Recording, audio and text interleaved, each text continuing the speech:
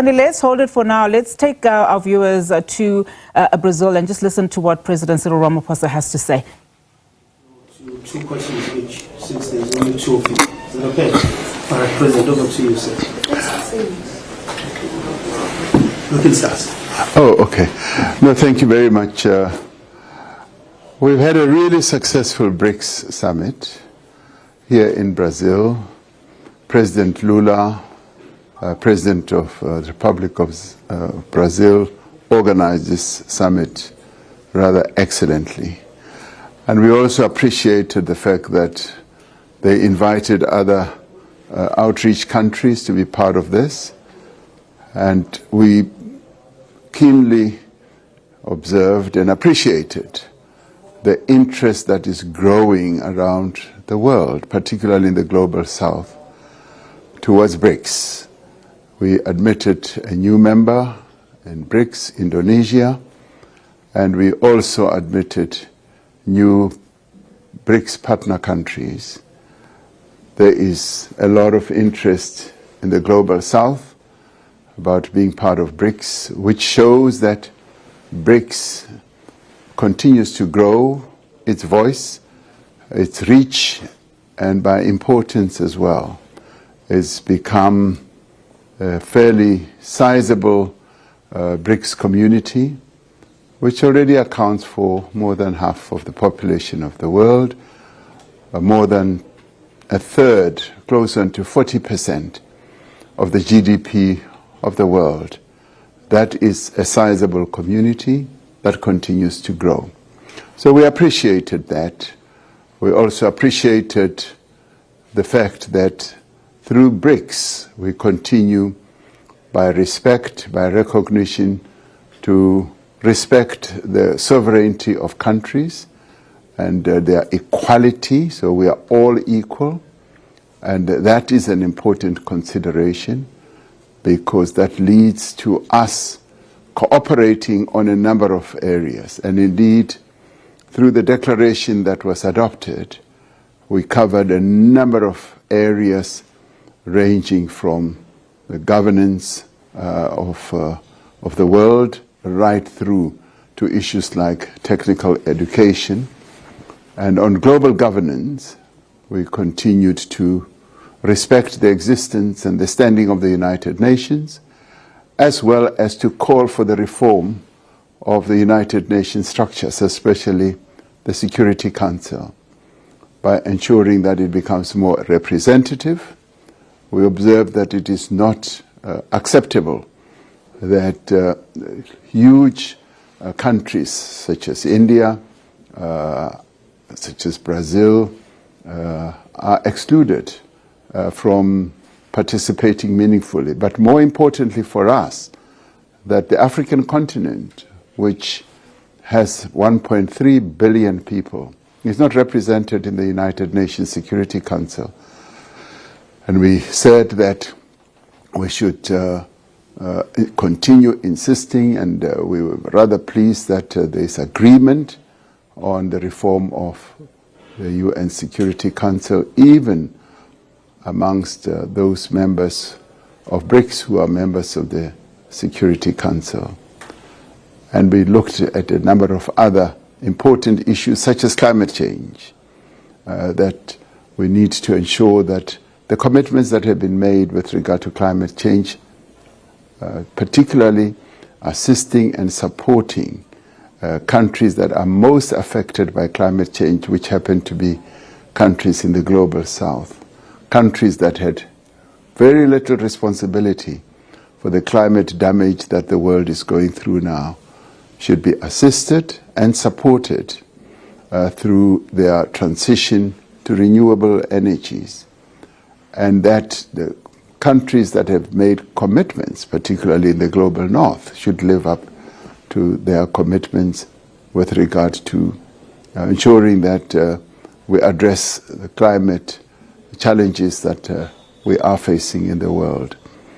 And so BRICS also dealt with a variety of issues, security matters, and on security matters we collectively condemned the attack on countries such as Iran, which was done unilaterally, and continued to call for a ceasefire in Gaza so that the slaughter and the genocide of the Palestinians should be stopped.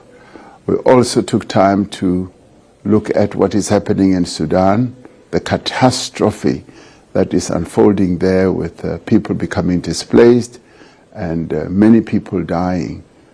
So that too was dealt with, and BRICS insisted that when it comes to our continent, African conflicts must be resolved through African solutions. And we were rather pleased that we also dealt with key issues such as how our critical minerals that come from largely African countries should be treated, that there should be beneficiation and there should be value addition. And this we as South Africa and Brazil articulated very strongly during the summit. So the summit in large measure was a successful one, and to have a summit of this size adopting a declaration just goes to prove the success thereof.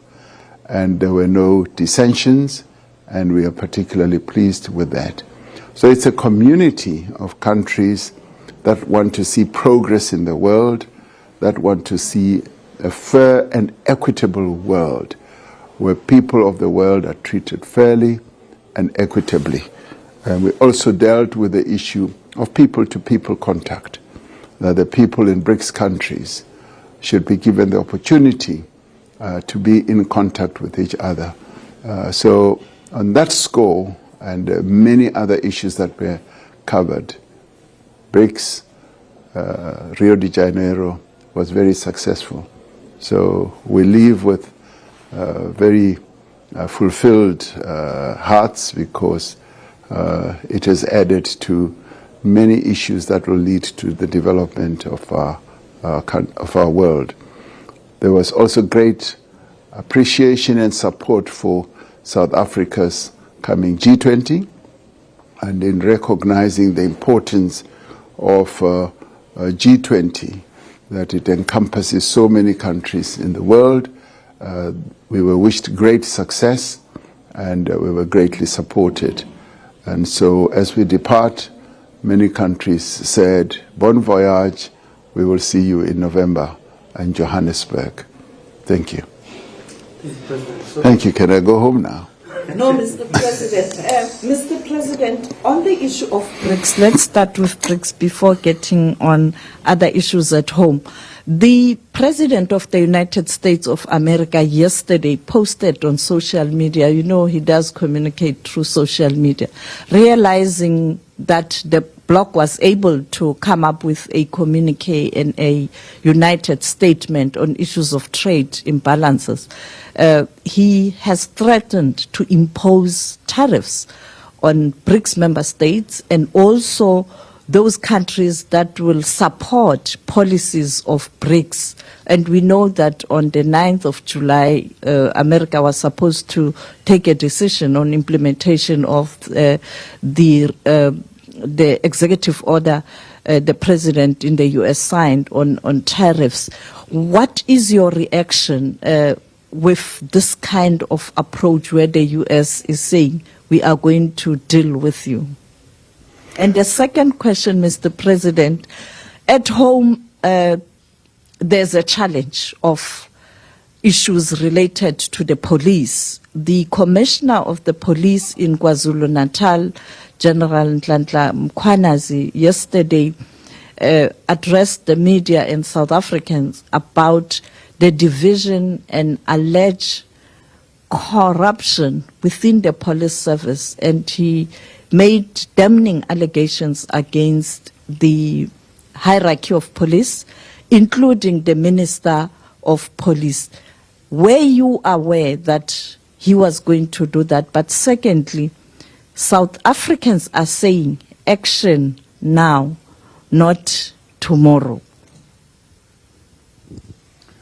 Well, I became aware of what President Trump tweeted, and I think there needs to be greater appreciation of the emergence of various centers of power in the world, as the declaration observed. And this should be seen in positive light rather than in a negative light. It should be seen as improving the governance of the world and enhancing good processes and policies that should help the development of humanity as a whole. So BRICS is such a center of power. And BRICS does not seek to compete with any other power. It recognizes the importance and the standing of other centers of power. It recognizes the standing of the United Nations and respects that, and subjects itself to the decisions of the United Nations. And it also recognizes the standing of a body like the G20. And so these powers should be seen as complementary, as advancing the interests of people. And so when a declaration, a beautiful declaration like the one that we adopted, should be seen in that it is beautiful and it is aimed at enhancing the interests of people globally. So there should never be vengeance, there should never be retribution against countries that are seeking to cooperate together and to advance the interests of humanity. There is nothing negative in the declaration, and there is everything about advancing the interests of various countries in the world, if not all, and the interests of people in the world, so that we leave no one behind. So it is really disappointing that when there is such a very positive collective manifestation such as BRICS, there should be others who see it in negative light and want to punish those who participate in this. It cannot be and should not be. We should be respecting the sovereignty of countries. We should be respecting that we are all equal, that all we should be focusing on is enhancing the prosperity of humanity and all countries. It cannot be that might should now be right, where in the end those who are more powerful are the ones who seek to have vengeance against those who are seeking to do good in the world. On the issue of the announcement, or better still, what the Police Commissioner of KZN, General Mkhwanazi, said, I was not aware of it, that it was coming, and obviously it is a matter that I will be dealing with when I get home. I will need to look at it more closely and have a thoroughgoing discussion with a number of people, and thereafter there will be a clear way forward. This is not a matter that we should not give attention to. It is a serious matter. It has to do with the security of our people, but it also has to do with our adherence to the rule of law. The police play a critical role in enhancing the rule of law, the safety of South Africans, and that those who have done wrong should be dealt with, and should be dealt with thoroughly in terms of our constitution and our laws. So this matter is going to be addressed. Mohamed from Bloomberg News. Thank you for your time and condolences on the passing of former DP Noble. Yes. Maybe just the first one on this push to reform global institutions, particularly the Security Council. It's happening at a time where we're seeing very powerful nations pushing back, resisting, even participating in those multilateral institutions. And so I wonder how you reconcile the two. Second to that, the tariff deadline that is looming comes on Wednesday. It's unlikely that South Africa would have reached a deal by Wednesday. How do you plan on mitigating that, given the impact that 31% would have on South Africa's economy? And then maybe lastly, one from home. the ongoing tiffs that you're having with your partners in the government of national unity. Would it be possible for this government to function without the DA? Can you go it without them? Should it come to that, whether they initiate it or it comes from yourself? Yeah. The government of national unity was set up through the choice of 10 parties that chose to work together. And so every party voluntarily agreed that they want to participate in the government of national unity with a view of advancing the interests of the people of South Africa. So any party that does not act in accordance with what we set up in the statement of intent and what the people of South Africa expected will need to decide on its own whether it wants to continue participating. And various parties in our parliament, and we've got about 18, at times expressed the view that they would like to participate in the governance of our country because they can see that we all need to work together to advance the interests of South Africans. So I have confidence in the continued governance of our country going forward in whatever shape or form. That is what the people of South Africa expect, and that is what they want. That is what they voted for in May of 2024. And we cannot disappoint them. We've got to seek ways of fulfilling the wishes of the people of South Africa. That is what they voted. That's how they voted in May of 2024. On the issue of the looming deadline with regard to what President Trump announced, as South Africa, when we went to the White House, we started a process of engagement. And that process continues. The Minister of Trade and Industry and Competition continues to engage with his counterpart in the United States. And I am hopeful that we will be able to reach an understanding. We've made a clear proposal and offer to them, and they are examining that, and they will come back to us. Whether they are able to do so before Wednesday or soon after Wednesday, we will see. But everything is negotiable, and even timelines that are set are often either negotiable or stretched. So we are hoping for the very best when it comes to that. When it comes to the reform of the institutions, the global institutions such as the Security Council, we in the Global South, and particularly ourselves in Africa, we evolved a very clear position. The Ezulwini Consensus is really the framework that set us on a path of calling for the reform of the United Nations, particularly the Security Council. Now, that gave us a platform, that gave us a message and made our intention clear. And when we started, it was like we were whistling in the wilderness. It seemed like we were the only ones in the whole world who saw the need for the reform of the United Nations Security Council. The voices that support our framework have been rising and gathering momentum. And even those who did not even want to discuss the matter have now realized the importance and the efficacy of what we seek to achieve.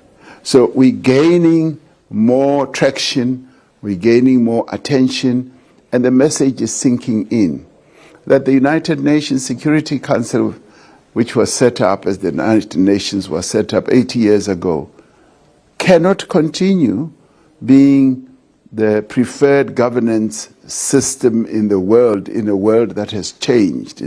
Because 80 years ago, the world was completely different from what it is today.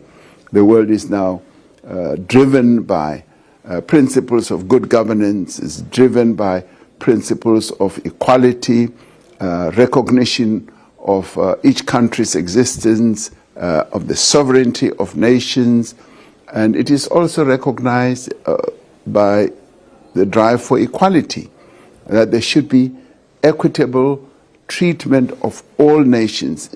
80 years ago, that was not even thought of, but today, as I said, a number of countries are surging to the fore, and that is a good thing. That needs to be accepted. It needs to be embraced, that the world is becoming more and more diverse, but it is also becoming more and more united in many, many ways. So those who dissent from the unity and collective action that is being forged by many countries and global centers, which we all must embrace, are defining themselves out of history. And history will catch up with them, because this moment, which is now driven by digital transformation, artificial intelligence, democratic rule throughout many countries, requires that there should be good governance at a global level. And it should be good governance that enhances the lives of people around the world. Thank you. Thank you very much, Mr. President. Can I go home now? Yes, sir. Thank you. You have a flight to catch. Thank Yeah. you very much, colleagues. Well, that was President Cyril Ramaphosa briefing the media there in Rio de Janeiro, including, of course, international relations editor Sophie Mokoena here at the SABC on the conclusion, of course, of the BRICS Leaders Summit in Brazil.